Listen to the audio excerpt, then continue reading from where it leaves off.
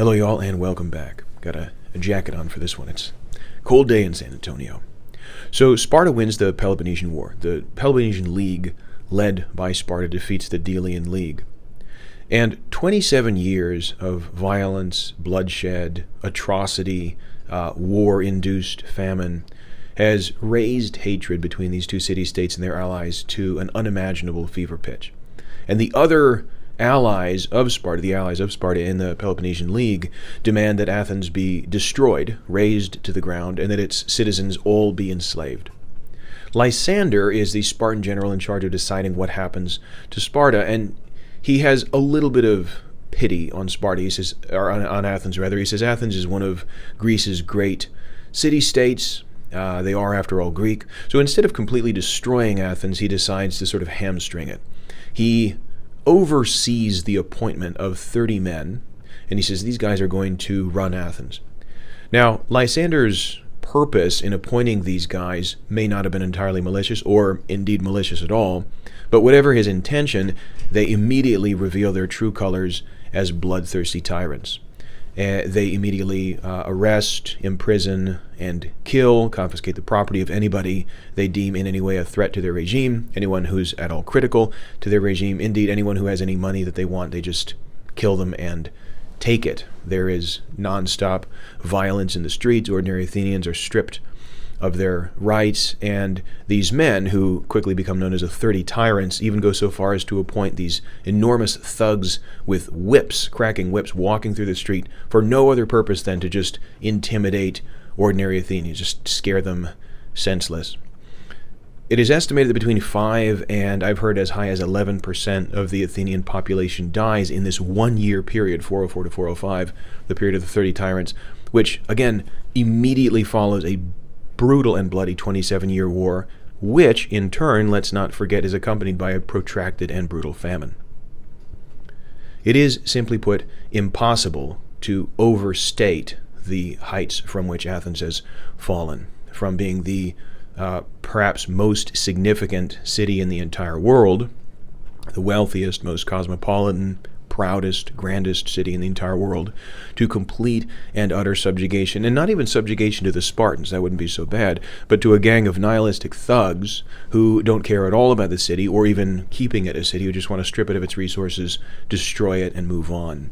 Indeed, hostilities between Athens and Sparta are so deep because of the war, and then because of what happens in Athens after the war, that Athens and Sparta do not, this is crazy to me, they do not officially sign a peace treaty. Representatives of Athens and Sparta do not officially sign a peace treaty declaring the official and formal end of hostilities until March 12, 1996. 1996, 2,399 years later. I was in 8th grade. One Sweet Day by Mariah Carey featuring Boyz II Men was #1 in the Billboard Hot 100. You remember that song? If you answered yes to that question, you're old. I'm sorry I had to find out this way, but I remember it.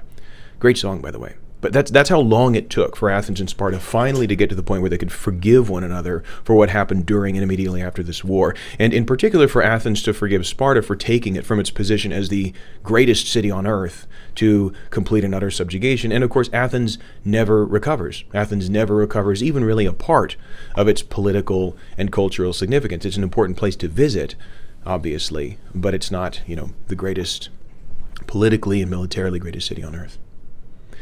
How does this connect up with Socrates? Socrates is a young man at the start of the Peloponnesian War. He is immediately drafted into the Athenian army, and he serves, apparently distinguished for his bravery, as a hoplite, as an Athenian foot soldier.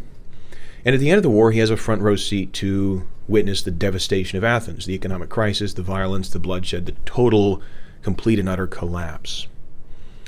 And he sees Athens hit rock bottom. Now, there's a funny thing about hitting rock bottom. It's true, of course, what they say, that when you hit rock bottom, the only way to go is up.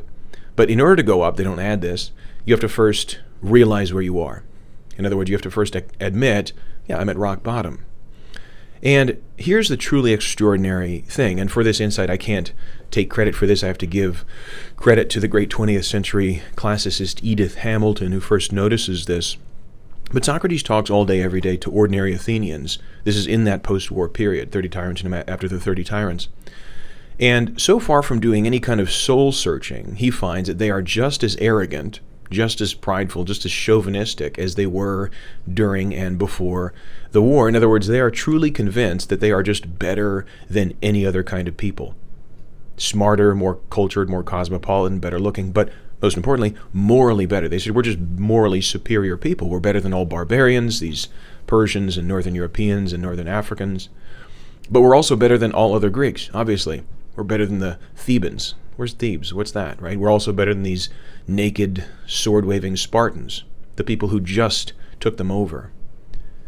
In other words, the point, the kind of period in which somebody can, discover for themselves that they're not where they need to be morally, that part of their journey, that has passed. The Athenians have had an opportunity to come to the realization that they're not where they need to be morally on their own. They've had an opportunity to do some soul searching and say, hey, we've got to get to the point where we need to rebuild, we need to change some really fundamental things about who we are and the way we live. And they haven't taken that chance. And Socrates says, I can't just sit by and watch this continue. I care too much about my city-state. I care too much about these people. This is a crisis now. This is an emergency. I can't just allow you to continue living like this, because that moment where you realize, oh, we really need to change some stuff, that's not going to happen. If that was going to happen, it would have happened already. We're at rock bottom. We can't go any lower. We have to change. That change has to start right now.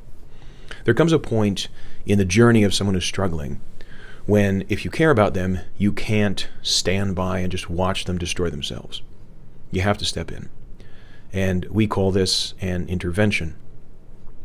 Now, the thing about an intervention is there's no guarantee of success. They might ignore you, right? They might get violent. They might get angry, whatever. But your love compels you to act. Because you care about them, you have to act. You have to step in. And I think that is directly analogous to what's going on here with Socrates and the Athenians. And I think he makes this pretty clear.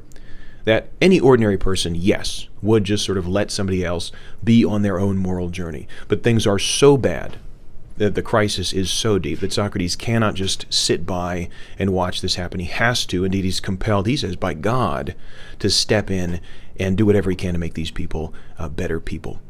I hope this historical context has been helpful in giving some background, because it really is crucial in understanding why Socrates invents ethics.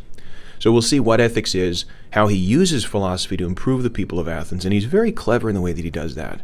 We'll see that in the next module. Thanks.